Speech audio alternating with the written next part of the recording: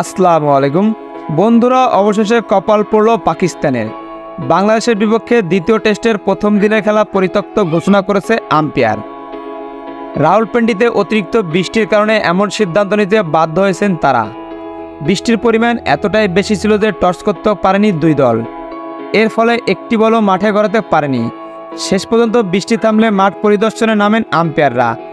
এরপরে মাঠের পরিস্থিতি দেখে প্রথম দিনের খেলা পরিত্যক্ত ঘোষণা করেন আম্পায়ার।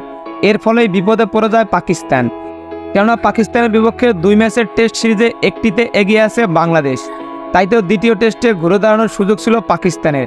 তবে শেষ পর্যন্ত বৃষ্টির কারণে সেটা করতে পারলেন না স্বাগতিকরা। তবে বৃষ্টির কারণে প্রথম দিনের খেলা পরিত্যক্ত হওয়া নিয়ে খুশি হয়েছেন বাংলাদেশ, কেননা এই ম্যাচটি যদি ড্র হয় তারপরও সিরিজটি জিতে যাবে বাংলাদেশ। আর যদি এমনটা ঘটে তাহলে পাকিস্তানের মাটিতে এই প্রথম কোনো সিরিজ জিততে যাচ্ছে বাংলাদেশ ক্রিকেট দল। তাই বন্ধুরা, আপনারা কি মনে করেন, বাকি 4 দিন যদি খেলা হয় তাহলে বাংলাদেশ কি ড্র রাখতে পারবে কিনা ম্যাচটি?